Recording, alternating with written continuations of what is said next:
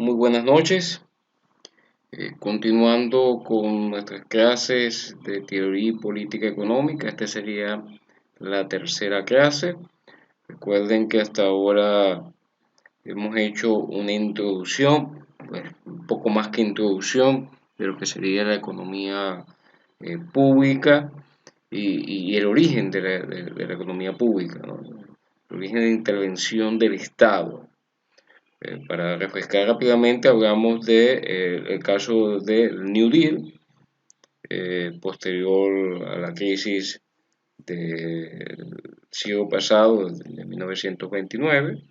Hoy vamos a tomar algunos elementos importantes a destacar desde el punto de vista de política monetaria, ¿no? Entre otros, siguiendo con la intervención, digamos, del Estado, de los estados. Entonces, fíjense, comenzamos con la discusión un poco de historia mezclado con la parte política, de política económica. Discutamos un poco del resurgimiento del patrón oro, ¿no? Pero fíjense que en 1919 los Estados Unidos adoptan el patrón oro. Posteriormente, en 1925, el Reino Unido lo adopta para pagar importaciones. Francia lo hace un año después, en 1926, y el resto del mundo lo adopta aproximadamente en 1928. El Reino Unido ya en ese momento no era el país predominante, ¿no? Ya esa influencia importante que tenía en el mundo el Reino Unido pues no era tal. Ya los Estados Unidos estaban surgiendo como potencia económica y dominante a nivel mundial, ¿no? Entonces había una prohibición de circulación ya de moneda en oro. Ya no se acuñaban las monedas en oro necesariamente, sino que se trabajaba con barras, o sea, con lingotes de oro a un determinado precio, ¿no? O sea, ya empieza a estandarizarse, digamos, los lingotes. Eso tiene una especificación a nivel internacional, si no me equivoco, tiene aproximadamente 12 kilos, 11 punto y tanto, disculpen, no lo recuerdo exactamente, y ciertas especificaciones de tamaño y demás.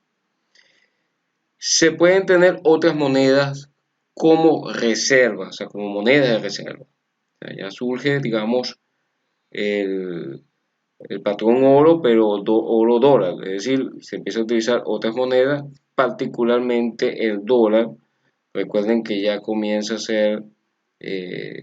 tener influencia en la economía norteamericana o de los Estados Unidos en el resto del mundo, y comienza a declinar la del Reino Unido. Provocó una menor flexibilización de factores, o sea, una menor flexibilización en los factores productivos. Bueno, ya discutiendo sobre el patrón monetario, fíjense que tenemos distintos patrones. El oro lingote. Entonces hay una relativa acuñación de oro, relativa desmonetización del oro. O sea, ya repito, ya las monedas no se utilizan, las monedas acuñadas en oro, pues ya no se utilizan necesariamente. Uso de barras, ¿no? Convertibilidad para las exportaciones. El oro deja de circular, repito, como moneda, y comienza el control de la banca central. O sea, comienza la emisión por parte de bancos centrales y que no existía previamente. Recuerden que la emisión de las monedas inicialmente lo hacían los bancos comerciales, ¿no?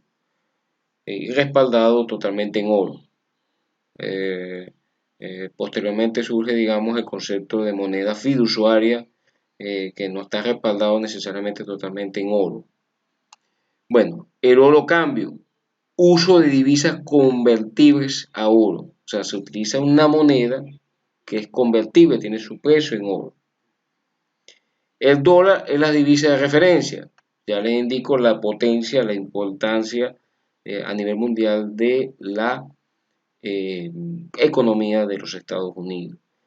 y el dólar es la garantía de emisión. O sea, ya comienza, fíjense, ya comienza a ser, a pesar de que tiene un respaldo en oro, comienza a ser, surgen las monedas fiduciarias, ¿no? Los FIP, ¿no? Como lo llaman, control de los bancos centrales, o del Banco Central, o de la banca central. Y bueno, el patrón cambio modificado, ya esto es un poco posterior, ya entraremos en este detalle, entra el Fondo Monetario Internacional y bueno, las distintas enmiendas que vamos a discutir en las próximas clases.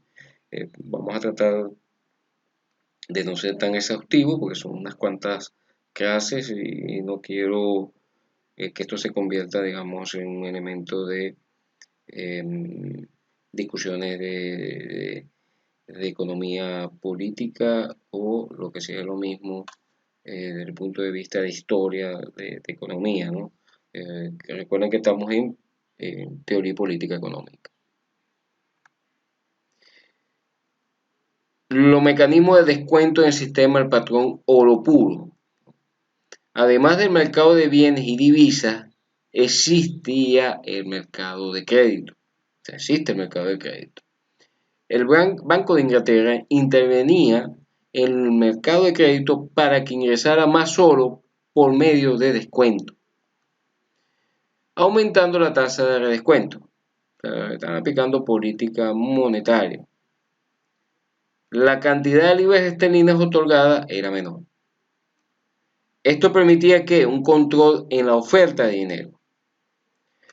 Lo anterior implicaba un aumento de la tasa de interés que de hecho tenía un efecto en la economía real, en el Producto Interno Bruto. O sea, las variables monetarias tienen un efecto en la variable real en este caso. Por ejemplo, si sube la tasa de interés, baja el dinero, la oferta de dinero, el producto y los precios bajan. Repito, sube la tasa de interés, baja M, baja PIB y los precios bajan también. La baja en los precios abarata los productos británicos. O sea, esto genera competitividad desde el punto de vista de minimizar los costos, o sea, siendo líder en costos los productos del Reino Unido. Por otro lado, la menor oferta de dinero restringía la obtención de oro. Eso afectaba la obtención de oro y por lo tanto bajaban las importaciones.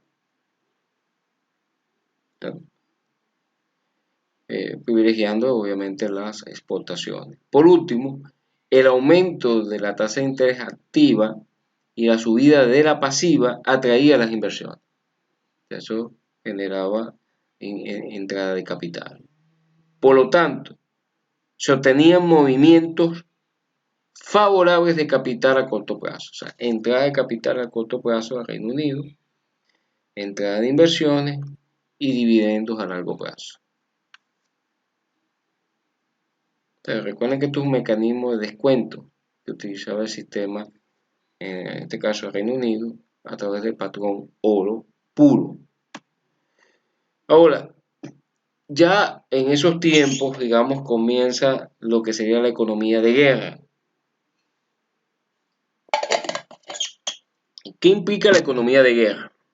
Que es, digamos, base de lo que sería la política económica, mejor como la conocemos ahora, y la economía pública.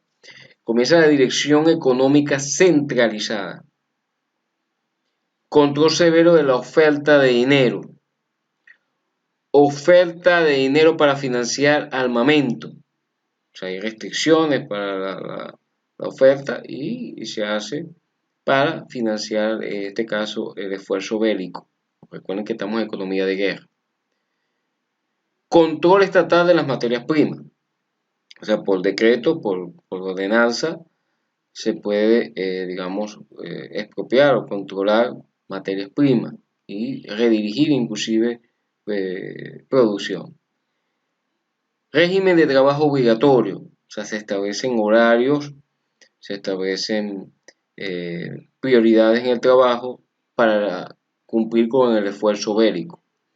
Oficina de inspección de alimentos, controles de precios, sea, recuerden que estamos hablando de los países del norte, es decir, de democracias consolidadas, repúblicas, donde se supone que existe eh, libre mercado y asignación de recursos en base a elementos de oferta y demanda. Pero fíjense que estamos en un contexto de economía de guerra y se aplicaba todo esto.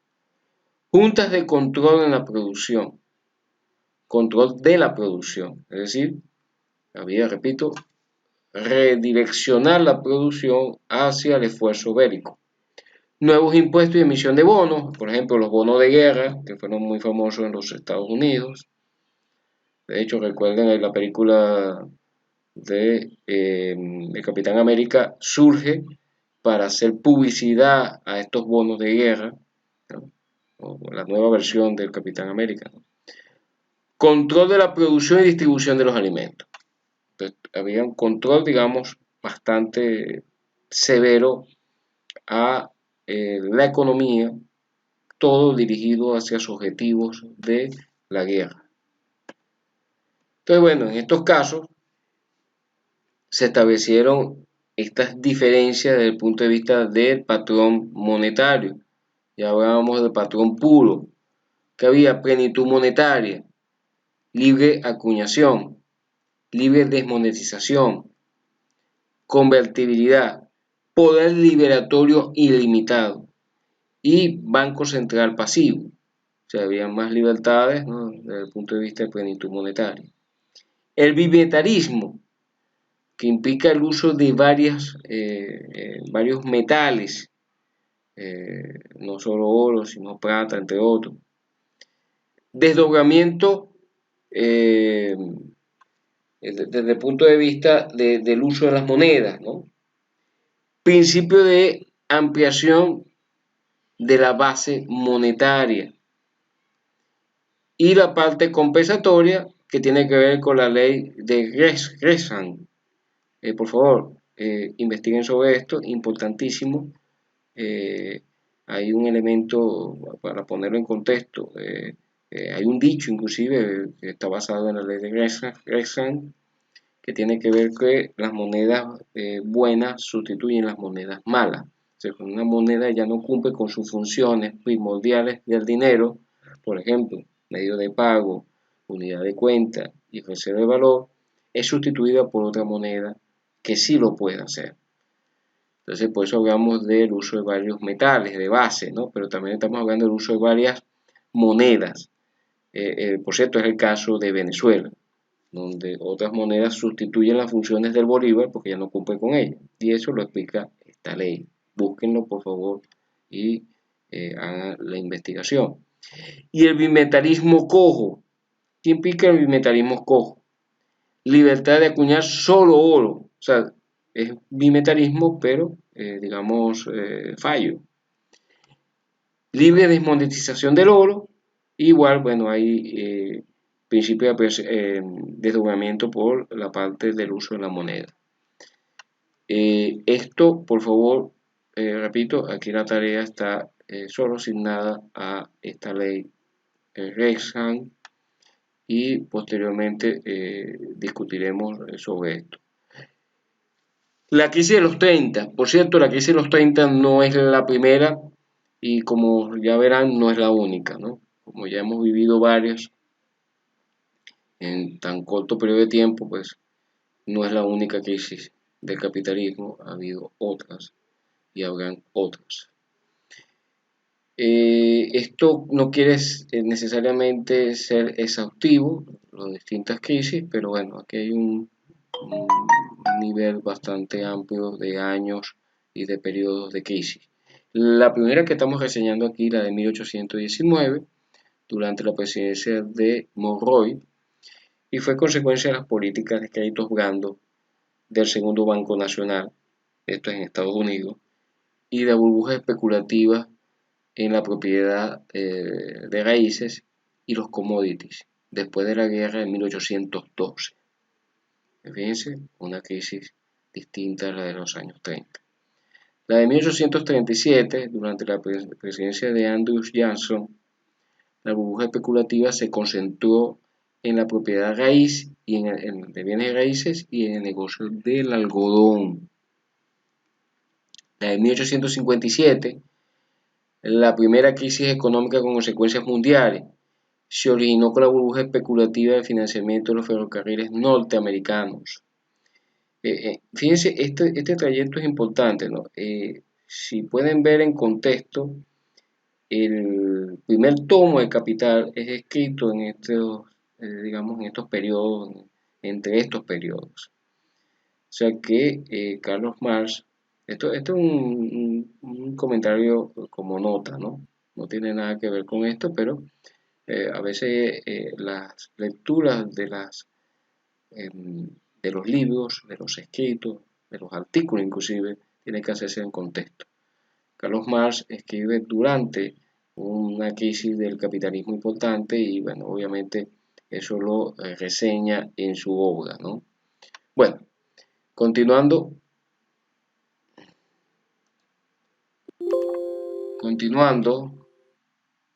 con la clase, estamos ya en 1873, ya después de pasar la primera crisis, digamos, específicamente mundial, ¿no? Que es originado por los ferrocarriles norteamericanos. En 1873, vuelvo un poco hacia atrás, disculpe, ¿por qué es importante? ¿Por qué esto genera una crisis tan importante? El movimiento económico en los Estados Unidos estaba en base a los ferrocarriles, ¿no? Sobre todo en esta década, ¿no? El movimiento de bienes industriales hacia puertos y insumos, inclusive los bienes agrícolas. De hecho, la guerra de secesión es ganada por el norte porque tenía, digamos, un sistema de ferrocarriles mucho más amplio que el sur, ¿no? Bueno, entre otros elementos, este era uno. En 1873, la crisis en la industria de los ferrocarriles y las empresas financieras de la costa este de los Estados Unidos. Esta originó en 6 años 500.000 desempleos y el cierre de 20.000 empresas. En 1893 se originó por la salida de inversiones desde los Estados Unidos por parte de las inversiones europeas, generándose en las huelgas del Coast Army. En 1907, que se originó, se le llamó Richmond Panic, debido a la quiebra de las empresas de seguros y las pérdidas por el incendio de San Francisco, ¿no? Recuerden que este fue el año, los años en que se incendió San Francisco y se quedó en ruinas. Y bueno, ya cayendo en tema de lo que veníamos discutiendo, 1929, que es la crisis que se da desde el punto de vista de los mercados financieros, la especulación financiera, y que esto se refleja a nivel de la producción. O sea, muchas empresas quebraron, la demanda cayó, el desempleo, ustedes conocen mucho de esto, me imagino que lo han discutido. Y bueno, esto se dio durante la presidencia de Herbert Hoover, ¿no? Repito, esto está para colocar en contexto lo que veníamos discutiendo. Vamos a seguir discutiendo sobre estos temas. Por favor, repito, la tarea, digamos, es discutir sobre esta ley. Bueno, agradezco mucho su tiempo y estoy a sus órdenes para cualquier duda.